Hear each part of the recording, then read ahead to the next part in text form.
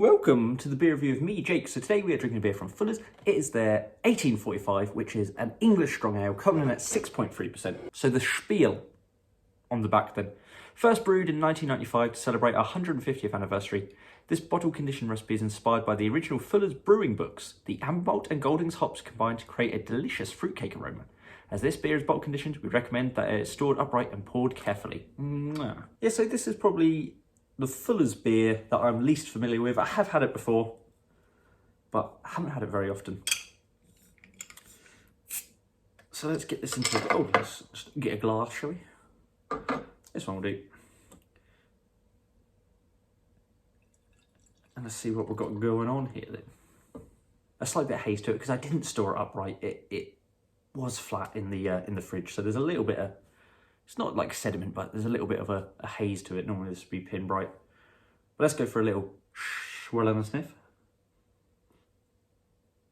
Oh, I've got a bit of a bunged up hooter, but this is still penetrating deeply. Fresh loaf of brown bread. Well, actually, it's a little bit toasty, so it's more like brown toast than like the actual fresh loaf. Yeah, there's a little bit of a raisin thing to it. Bit of a burnt toffee character. Yeah, I mean, it smells pretty damn good. Let's go for a taste. Cheers.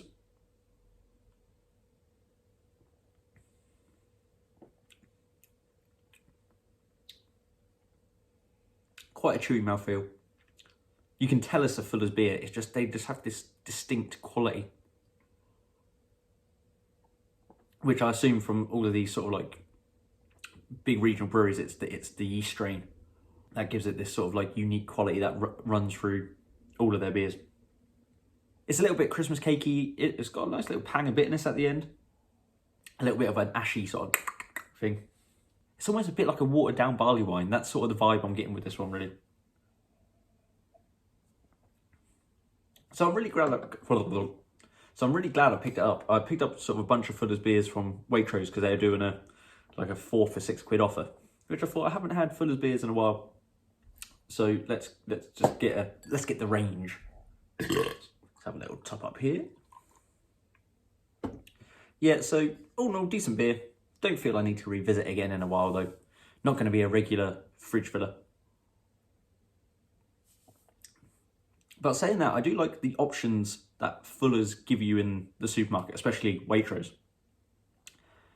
Because it's not just all sort of like session strength sort of pale ales or anything like that. They do these richer, roastier beers, and they're sort of 5.9, 6.3, and then and then I'm going to be drinking this next, which is a whopping 8.5%.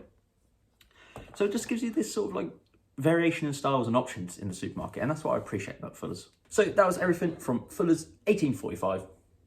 I've been Jake. Remember to like and subscribe, and I'll see you in the next one. Cheers.